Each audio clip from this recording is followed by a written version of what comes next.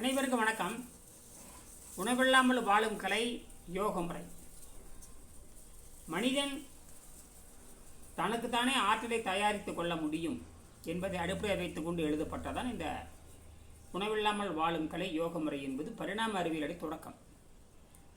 பரிணாம அறிவியல் எச்சம்தான் இந்த உணவில்லாமல் வாழும் கலை. இந்த உணவில்லாமல் வாழும் கலை என்பது சித்தர்களுக்கு பழமையான கொள்கை, பலாயிரம் ஆண்டுகளாக இருந்து வருவது. ஒரு 2000 ஆண்டை இடைவெளி விட்டு போச்சு. தமிழர்களில் தவறான நம்பிக்கைக்கு போயிட்டாங்க. தமிழர்கள் மதத்துக்கு அடிமையாகி கண்ணில் பார்க்காத பொருளுக்கு அதெல்லாம் நமக்கு நல்லது செய்யும் என்ற கற்பனை வடிவத்தில் இருந்து சொந்த அறிவை இழந்துவிட்ட காரணத்தினால் ஒவ்வொரு மனிதனும் தனக்குத்தானே மருத்துவராக இருக்க முடியும் என்கிற அந்த மிகப்பெரிய அறிவியல் வாழ்வை இழந்து தொலைத்த காரணத்தினால் அதே நேரத்தில் மேற்கு நாட்டில் நம்மை கொள்ளையடிக்க வந்த வெள்ளையர்களுடைய கல்வியை பயின்றதுனாலும் மேற்கு நாட்டத்திலிருந்து வெள்ளையர்கள் கொள்ளையடித்து தமிழர்களை வேட்டையாடி கொலை செய்து அவர்களுடைய ஆயுத பலத்தால் பல்வேறு வகையான தவறுகளை செய்தார்கள். செய்முறை கல்வி ஒழித்தார்கள், குடகோலை முறையை ஒழித்தார்கள், காகித பணத்தை உள்ளே நுழைத்தார்கள். இதனுடைய காகித பணம் கூட ஒரு சிறு தேவை தான். காகித பணம் என்பது மனிதனால் உண்டாக்கப்பட்டது. பண்டம்ங்கிறது இயற்கையால் வருவது. செய்முறை கல்வி என்பது செய்து பார்த்து இயற்கையை புரிந்து கொண்டு அதுக்கு தகுந்த மாதிரி கருவி செய்வது. செய்து பார்க்கும் பொழுதுதான் விழிப்புணர்வு வரும், இல்லைன்னா விழிப்புணர்வு வராது. அறிவு என்பது வேறு, அதை விட கொஞ்சம் உயர்வாக இருக்கிற விழிப்புணர்வு என்பது வேறு. விழிப்புணர்வு வந்தால் தான் இயற்கையை புரிந்து கொள்ள முடியும். நான் மதத்துக்கு அடிமையானோம், பிறகு கூத்தாடிகளுக்கு அடிமையானோம். நம்ம கூத்தாடிகளுக்கு முன்னாடியே அடிமையாயாச்சு. கோவலன் கண்ணிக்கு வரலாறே இந்த கூத்தாடிகளை நம்பி குடும்பம் நாசமாக போனதை போல இந்தியாவில் இருக்கிற பல கூத்தாடிகள் இந்தியாவை கெடுத்தார்கள். அது தமிழ்நாட்டை ரொம்பவும் கெடுத்தார்கள். சரி, இப்போ நாம் அதிலிருந்து வருவோம். இதெல்லாம் நம்ம நாட்டில் இருக்கிற இழிவுகள். மனிதன் சுயமாக சிந்திக்கிற பொழுதுதான் நம்ம எல்லாமே கண்டுபிடிக்க முடியும். இப்போ நம்ம கையில் வச்சுருக்கு பார்த்தீங்கன்னா ஒரு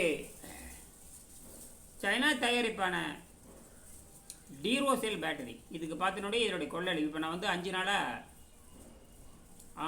6வது நாள், இன்றைக்கி 7வது நாள், ஏப்ரல் 25ஆம் தேதி இணைச்சேன். இது புது டீரோசெல். ஒரு செல்லினுடைய தன்மை, ஒரு செல்லினுடைய கெப்பாசிட்டி பார்த்தீங்கன்னா 1.5 வோல்ட்டு 6 ஆம்பியர். ரெண்டே இணைக்கும் பொழுது 3 வோல்ட்டு 6 ஆம்பியர் வருது. இதுதான் அதனுடைய தன்மை. இது இணைச்சதுக்கப்புறம் என்னன்னு கேட்டிங்கன்னா, இங்கே பாருங்கள், கிராஃபைட்டு நான் இந்த 4 முனைகள் இருக்குது. 4 முனைகளுக்கு 4 கிராஃபைட் வச்சுட்டேன். 3 சென்டிமீட்டருக்கு கிராஃபைட் குச்சி. அந்த கிராஃபைட் குச்சின்னு சொன்னாங்களோட அறிவியலாக சொல்லணும்னா C12. கார்பனுக்கு 3 வகையான ஐசோடோப் இருக்குது. C12, C13, C14. அது என்ன பண்ண, நம்ம பயன்படுத்துகிற சாதாரண pencil, Apsara pencil, Doms pencil, Nataraj pencil தான் பல ஆண்டாக கருப்புஞ்சாவு பென்சில். அதில் பார்த்தீங்கன்னா 12B கனமாக இருக்கும். 12B பென்சில் கொஞ்சம் கனமாக இருக்குது. அது 3 mm திக்னஸாக இருக்குது. அதில் நம்ம 3 சென்டிமீட்டர் நீளத்துக்கு ஒரு 4 குச்சி வெட்டி எடுத்து அடியில் ஒன்று, அதாவது கீழே நெகட்டிவ், மேலே பாசிட்டிவ், இப்படி ஒட்ட வச்சிடறேன். அவ்வளோதான். ஒட்ட வச்சுட்டா இது 6 குறைஞ்சபட்சம் என்னுடைய ஆராய்ச்சி 12 மாதத்திலிருந்து 60 மாதங்கள் அப்படின்னு திட்டமிட்டிருக்கேன். ஆனால் இது ஐசோடோப் மெத்தடில் இருக்கிறனால எப்படி நடந்துக்குன்னு தெரியாது. ஆனால் நான் ஏற்கனவே செத்துப்போன 2 செல்கள் டீரோசெல்லை ஆராய்ச்சி பண்ணேன். 42 நாட்களாக 42 ஆம்பியர் கொடுத்துட்டு எரிஞ்சுக்கிட்டு இருக்குது, க்ரீன் லைட். இந்த ஆராய்ச்சியை நான் தொடங்கி நடந்திருக்கு. ஏற்கனவே இதுக்கு முந்தைய காலையிலே நேற்று போட்டிருப்பேன். அது பார்த்தீங்கன்னா எடுக்கும் பொழுதே அதனுடைய ஆம்பியரே கிடையாது. 150 மில்லி ஆம்பும் 1.5 வோல்ட்டு தான் இருந்தது. அது கடிகாரத்திலிருந்து கழட்டப்பட்டது. 1.5 வோல்ட் வரைக்கும் நம்ம ப்ராஜெக்ட் இருக்குது கடிகாரம். அது கீழே இருக்கிறது எனக்கு தெரியாது. 1.5 கீழே ஏதாவது ப்ராஜெக்ட் தானே எனக்கு தெரியல, இருக்கட்டும். ஆனால் நான் ஆராய்ச்சிக்கு எடுத்துக்கொண்டது அந்த 2 டீரோசெல் பேட்டரி. ரெண்டும் இணைக்கும் பொழுது 3 வோல்ட்டாக மாறுது. அதே 150 மில்லி ஆம்ப். இதை வச்சு எதுவுமே செய்ய முடியாது. ஆனால் நான் ஆராய்ச்சியின்படி அந்த கார்பன் C12 அந்த தொழில்நுட்பத்தை பயன்படுத்தி செத்துப்போன அந்த செல்லுக்கு உயிர் ஊட்டினேன். முதல் 30 நாள் உயிர் ஊட்டி பார்த்தேன். இப்போ என்ன பண்ண தெரியுமா, இப்போ 45 நாள் உயிர் ஊட்டுற மாதிரி கண்டுபிடிச்சிருக்கேன். அடுத்தது இதனுடைய செயல்பாட்டை நான் வந்து செய்து பார்த்து தான் கண்டுபிடிக்க முடியும். கணக்கு போட்டு ஒரு நாளைக்கு இத்தனை மில்லி ஆம்ப் குறையுது, இத்தனை மில்லி வோல்ட்டு குறையுதுன்னு கணக்கு பார்த்துல செய்ய முடியும். ஏன்னா ஆம்பியர் வோல்ட்டு குறையிறது மெல்ல குறையுது. ஆம்பியர் எங்கிருந்து எடுத்துக்கொள்ளுது? ஒரு புது செல்லில் பார்த்தீங்கன்னா 1.5 வோல்ட்டு 6000 மில்லி ஆம்ப் இருக்கும், அதாவது 6 ஆம்பியர் இருக்கும். ஆனால் இது ஆம்பியரை பயன்படுத்துகிறதே இல்லை. எது இந்த கிராஃபைட் குச்சி ஒட்டின உடனே ஒரே வினாடியில் பானு நானோ நியூக்ளியர் பிளான்ட்டாக மாறும். பானு நானோ நியூக்ளியர் பீட்டா டிகே பேர் வச்சாச்சு. பானு நானோ நியூக்ளியர் பிளான்ட் தமிழர்கள் கண்டுபிடித்தது. இதுக்கு பேடன்ட் அப்ளிகேஷன் கொடுத்தாச்சு. பேடண்ட்டுக்கான அப்ளிகேஷன் பேடண்ட்டுக்கான விண்ணப்பம் பண்ணியாச்சு. நம்ம நாட்டு பணத்துக்கு இந்திய நாட்டு பணத்துக்கு 7000 ரூபாயும், இங்கிலாந்து பணத்துக்கு வந்து 60 UK பவுண்டு கட்டி முதல்ல கான்செப்ட் ரெஜிஸ்டர் ஃபைலிங் பண்ணியாச்சு. அது ஒன்று 2 வருஷம் ஆகும். என் பொண்ணு இங்கிலாந்தில் ஹெட்ஃபோர்ட்ஷயரில் MSc அஸ்ட்ரோஃபிசிக்ஸ் படிக்கிறாங்க. அவங்களும் இந்த ஆராய்ச்சி பண்ணிகிட்டு இருக்கிறாங்க. அநேகமாக இந்த மாதிரி ஒரு 6 செஞ்சு அவங்க அந்த அஸ்ட்ரோஃபிசிக்ஸ் டிபார்ட்மெண்ட்டுக்கு ஒன்று கொடுக்க சொல்லியிருக்கேன். அப்புறம் ஃபிசிக்ஸ் டிபார்ட்மெண்ட்டுக்கு இயற்பியல் துறைக்கு ஒன்று கொடுக்க சொல்லியிருக்கேன். வேதியியல் துறைக்கு ஒன்று கொடுக்க சொல்லியிருக்கேன். ஏன்னா ஒரு 2 டீரோசல் இணைச்சிட்டோம்னா ஒரு வெள்ளை LED எரிக்கலாம். 3 வோல்ட்டு நமக்கு தேவை. இனிமேல் 3 வோல்ட் இருந்தால் ஸ்ட்ராங்காக இந்த மாதிரி வெளிச்சம் என்ன அடிக்குது பாருங்கள். இது 7 நாள் முடிஞ்சிருச்சு. 7 நாள் முடிஞ்சு இது செத்து போயிருக்கணும், ஆனால் சாகாமல் இருக்குது. அதான் ஆச்சரியமாக இருக்குது. ஆனால் இருக்கிறது 6 ஆம்பியர். 25, 26, 27, 28, 29, 30, 1, 2. 25 காலையில் 10 மணிக்கு நான் போட்டேன். இன்றைக்கி மே 2, ஏப்ரல் 25 காலையில் 10 மணிக்கு நான் இணைப்பு கொடுத்தேன். இன்றைக்கி வந்து மே 2 காலையில் 10 மணியோட 7 நாள் முடிஞ்சு போச்சு. அப்போ இது இருக்கிற 6 ஆம்பியர் தீர்ந்து போச்சு. இப்போ 7வது ஆம்பியர் சும்மா நமக்கு வந்து இனிமேல் வரதில் சும்மா இருக்கிற ஆம்பியர். அநேகமாக இது வந்து ஒரு 45 நாள் எரிஞ்சிட்டா உலக சாதனை. இது அப்படியே 12 மாதம் எரிஞ்சிட்டா அதை விட சாதனை. 60 மாதம் எரிஞ்சிட்ட பிரபஞ்ச சாதனை. அது நோக்கி நகர. ஆனால் இதை இன்னும் நான் புரிஞ்சுக்கொள்ள முடியல. ஏன்னா ஆம்பியர் அப்படியே உள்ளே இருக்குது. இப்போ இன்றைய நிலவரப்படி 7 நாள் கழித்து இன்றைக்கி பார்க்குறேன் 2.8 வோல்ட்டும் ஒரு 100 மில்லி ஆம்பு உள்ளே நிற்குது. ஆனால் உண்மையாலுமே உள்ளே இருக்கிற உண்மையான பார்த்தீங்கன்னா 6000 மில்லி ஆம்ப் இருக்குது. அதில் வந்து எப்படியும் ஒரு இந்த 5 நாளும் கூடி அல்ல 6 நாளும் கூடி நியாயப்படி பார்த்தீங்கன்னா குறைஞ்சபட்சம் 500 மில்லி ஆம்பது குறைஞ்சிருக்கணும். ஆனால் இது காட்டாது. கிராஃபைட் வச்சுட்டாவே வோல்ட்டு மட்டும் தான் காட்டும். மல்டிமீட்டர் எதை காட்டாது, ஆம்பியரை காட்டாது. அப்படியே காமிச்சாலும் 100ல் 1 பங்கு தான் காட்டுது. எங்கிட்ட 100 பைசா இருந்ததுன்னா 10 பைசா தான் காட்டும்.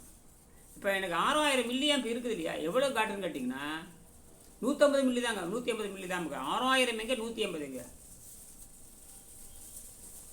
60 மடங்கு குறைச்சி காட்டுது. எங்கிட்ட 60 ரூபா இருந்ததுன்னா 1 ரூபான்னு காட்டுது. 1000 மில்லி ஆம்ப் இருந்ததுன்னா 100 மில்லி ஆம்ப் தான் காட்டுது. இது வந்து இந்த கிராஃபைட் 12 தொழில்நுட்பம். கார்பன் C12 தொழில்நுட்பம். அதனால் இது அறிவுறுந்து எல்லா விஞ்ஞானிகளும் இது புரிந்து கொள்ளுங்கள். 3 வகையான சிதைவு இருக்குது. அணுவை பிளத்தல், அணுவை சேர்த்தல், அணுவை தானாகவே சிதைகின்றது அப்படிங்கிறது. Natural beta டிகேம்பாங்க.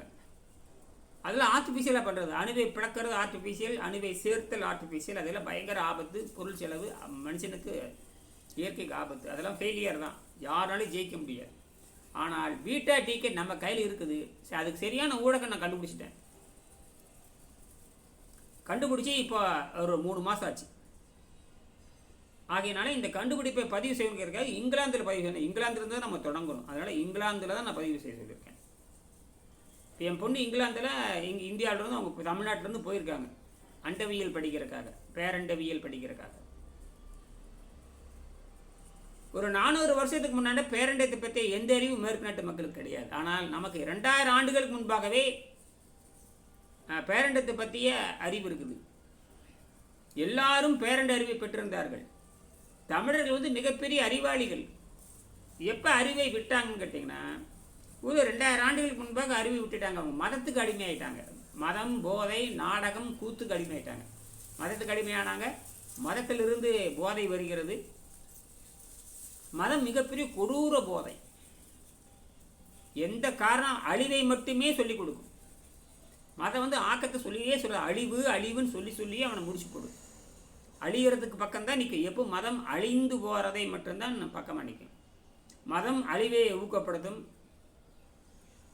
சாதி அழிவை ஊக்கப்படுத்தும், போலி அரசியல் அழிவை ஊக்கப்படுத்தும். உண்மையான அரசியல் என்பது நல்லவர்கள் மட்டுமே போட்டியிட வேண்டும். ஒரு குறிப்பிட்ட செயலை செய்ய வேண்டும். அந்த செயல் முடிஞ்சதுக்கப்புறம் அவங்க வெளியே போயிடணும். அதுக்கப்புறம் அவங்க மீண்டும் வரமாட்டாங்க. அடுத்த புது நல்லவர்கள் வர வேண்டும். அவங்களுக்கு சம்பளமும் கிடையாது. அவங்களுக்கு பஞ்சப்படி பயணப்படி மட்டும்தான் கொடுக்கப்படும். அதுக்கு தான் குடவோலை முறைன்னு பேர். நல்லவர்கள் மட்டும்தான் போட்டியிட வேண்டும். ஒழுக்கமானவர்கள் மட்டும்தான் போட்டியிட முடியும். இப்படி கணக்கு பார்த்தோம்னா இந்தியாவில் ஒரு பயலுக்கும் அந்த தகுதி கிடையாது. சரி, இப்போ நான் திருப்பி இந்த அறிவியலுக்கு வரலாம். இப்போ இந்த ஐசோடோப்புக்கு ஊடகம் வேண்டும் இல்லையா? நான் 4 வகையான ஊடகம் கண்டுபிடிச்சிருக்கேன். கண்ணமா மின் களிமண் ஒரு ஊடகம் கண்டுபிடிச்சேன். கண்ணமா மின் பிசின்னு ஒரு ஊடகம் கண்டுபிடிச்சேன். கண்ணமா மின் கரைசல் அப்படின்னு ஒன்று கண்டுபிடிச்சேன். இப்பொழுது பானு நானோ நியூக்ளியர் பிளான்ட், அந்த பானு நானோ நியூக்ளியர் பிளான்ட்டுக்கு நியூக்ளியர்னு உடனே கூடங்கள் அணுமின் நிலையம் கிடையாது. கல்பாக்கம் அணுமின் நிலையம் கிடையாது. ஜப்பானில் இருக்கிற புகுஷிமோ அணுமின் நிலையம் கிடையாது. ரஷ்யாவில் இருக்கிற செர்னோபில் அலுமினியம் கிடையாது. இந்த மாதிரி எத்தனை அதெல்லாம் கிடையாது. அதெல்லாம் வந்து பார்த்தீங்கன்னா அணுவை நேரடியாக சிதைப்புது. செயற்கையாக சிதைச்சு கோடிக்கணக்கான செலவு பண்ணி நாசம் பண்ணுறது. அதுக்கு அறிவு மாதிரி பேசிக்கிறது. அழிவை உற்பத்தி பண்ணுற விஞ்ஞானிகள் தான் இருக்காங்க. ஆரோக்கியத்தை கட்டமைக்கிற விஞ்ஞானியும் கிடையாது. மலிவான மின்சாரத்தை தரக்கூடிய இது கிடையாது. இப்போ தான் நான் மலிவான மின்சாரத்தை கண்டுபிடிச்சிருக்கேன். தமிழர்கள் தான் அறிவு நுட்பமானவர்கள் என்பதை நிரூபிக்கிறதுக்காக இந்த பீட்டா டிகே வந்து சரியான ஊடகத்தை பயன்படுத்தி இப்போ நான் கண்டுபிடிச்சிட்டேன். அது யாரோ கண்டுபிடிச்சதை வைத்துக்கொண்டு நான் வச்சுருக்கேன். அதுக்கு மாற்று தான் கண்ணமா கரைசல் கண்டுபிடிச்சேன். கண்ணமா கரைசல்ங்கிறது 25 மடங்கு நீர்த்த ஹைட்ரோ சோடியம் ஹைட்ராக்சைடு, அதிநீர்த்த ஹைலி டைலூட்டட் அப்படின்னு ஒன்று கண்டுபிடிச்சேன்.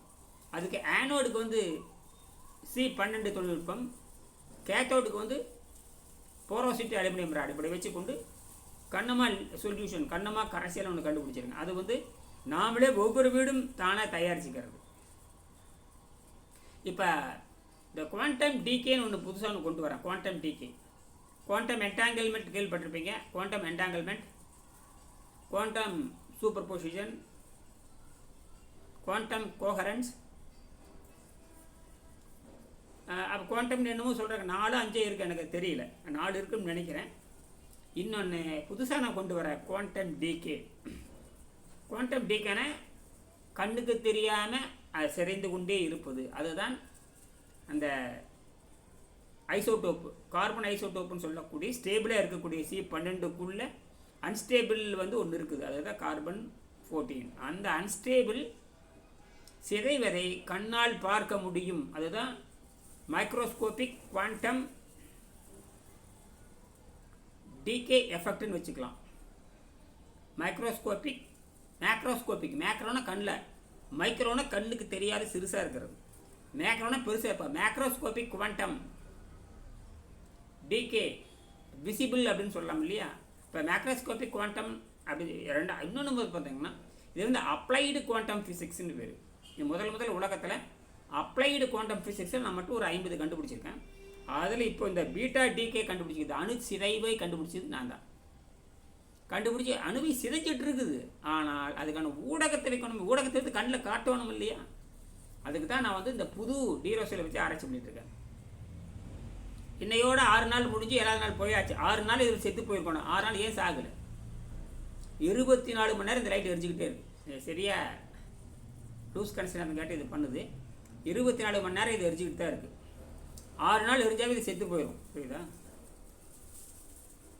2 டபுள் வச்சுருக்கேன், 2 ஒயிட் எல்இடி வச்சுருக்கேன் பாருங்கள். அப்போ செத்து போகலை. இன்னும் என்னுடைய கணக்கின்படி ஏற்கனவே பழசு செஞ்சு பார்த்துட்டேன். குறைஞ்சபட்சம் இது 45 நாள் அல்லது குறைஞ்சபட்சம் 30 நாள் எரிய வேண்டும். இப்படி இதே வெளிச்சத்தில் அப்புறம் தான் அது பச்சை லைட்டுக்கு மாறணும். அனைவரும் 30ஆம் நாளில் மாறாதுன்னு நினைக்கிறேன். இது புது டீரோ செல். பழைய டீரோ செல்லை வந்து 42 நாள் எரியும் பொழுது புதிய டீரோ செல் எவ்வளோ எரியும் அப்படின்னு பார்க்குறேன். எல்லோரும் சிந்திங்க. இனிமேல் வீணாகி போன டீரோ செல் பேட்டரி வீணாக கீழே போடாதீங்க. அதே போல் எவரிடி பேட்டரி இருந்தாலும் கீழே போடாதீங்க. அதை எடுத்து கிராஃபைட் பூச்சி மேலே ஒட்ட வைங்க. அவ்வளோதான். 10 பைசா செலவில் உங்கள் வீட்டில் இன்னொரு 45 நாளைக்கு லைட்டு வெளிச்சம் கொடுத்துட்டே இருக்கும். 2 LED வச்சுக்கலாம். 2 எது வச்சாலும் 2 வைக்கணும். 2 செல் இருக்கணும். டபுள்ஏ பேட்டரி 2 இருக்கணும். குறைஞ்சபட்சம் 2 இருக்கணும். 2 இருந்தால் தான் எல்இடி எரிக்க முடியும். ஏன்னா குறைஞ்சபட்சம் 3 வோல்ட் வேணும். ஆம்பியர் வந்து குறைஞ்சபட்சம் 150 மில்லி ஆம்பியர் இருக்கணும். பழைய செல்லில் பழைய பேட்டரி கழட்டுங்க, பயன்படுத்தினது அதில் பாருங்கள். 1.4 வோல்ட் இருக்கலாம், 1.5 வோல்ட் இருக்கலாம், அது போதும்.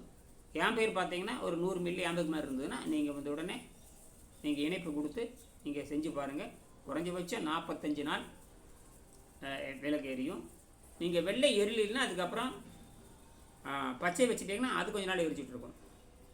அப்படி கணக்கு போட்டு பார்க்குற பொழுது இது வந்து குறைஞ்சபட்சம் 12 மாதத்துலேருந்து 60 மாதம் எரிய வேணும்னு கணக்கு போட்டிருக்கேன். எப்படி நடக்குன்னு தெரியாது.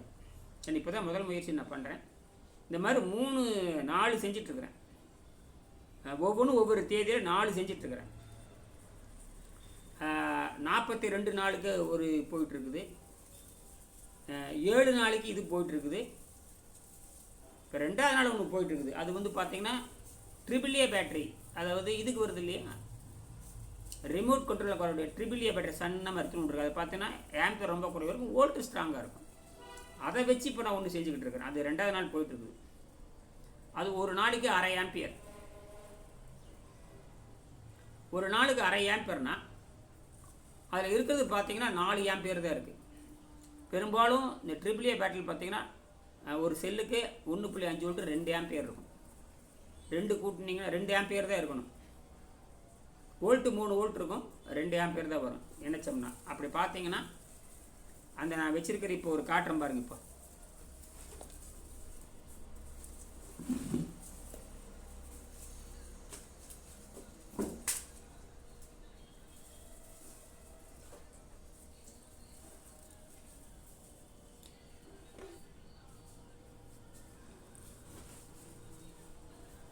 இது ஒரு 4 நாள் தான் எரியணும். ஆனால் இது நிச்சயமாக இது 2 மாதம் எரியுன்னு நினைக்கிறேன்.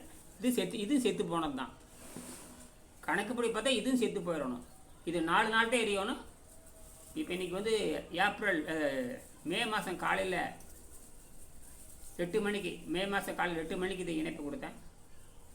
இப்போ மே 2 24 நாள் முடிஞ்சு இரவு 8 மணி வந்ததுன்னா 1.5 நாள், 3ஆம் தேதி காலையில் 8 மணி இருந்ததுன்னா 2 நாள், 2 நாளுக்கு 1 ஆம்பியர். இன்னும் 2 நாளுக்கு எரியணும். அதுக்கப்புறம் செத்து போயிடணும். ஆனால் சாகாது. ஏன்னா இது குவாண்டம் C14 தொழில்நுட்பத்துக்கு மாற்றியாச்சு. அதனால் இதுவும் சாகாது. எப்போ சாகுன்னு சொல்கிறேன். அநேகமாக இது வந்து குறைஞ்சபட்சம் ஒரு நாளைக்கு 1/2 ஆம்பியர் தேவை. இதில் இருக்கிறது பார்த்தீங்கன்னா உள்ளே இருக்கிறது பார்த்தா 2 ஆம்பியர் தான் இருக்குது. அப்படி பார்த்தா 4 நாள் தான் எரியணும். 4ஆம் தேதி அல்லது 5ஆம் தேதி காலையில் இது செத்து போயிடணும். ஆனால் என் கணக்கு ஜூன் 5 வரைக்கும் இது எரிஞ்சதுன்னா உலக சாதனை. இது கவனிச்சிட்டு இருக்கிறேன். இது தொடர்ந்து இந்த பாயிண்டில் எழுதி என் பொண்ணு அஸ்ட்ரோஃபிசிக்ஸ் படிக்கிறாங்க, அவனுக்கு அனுப்பிச்சிட்ருக்கிறேன். நன்றி, வணக்கம். எல்லோரும் சிந்திங்க, செயல்படுங்க. நன்றி.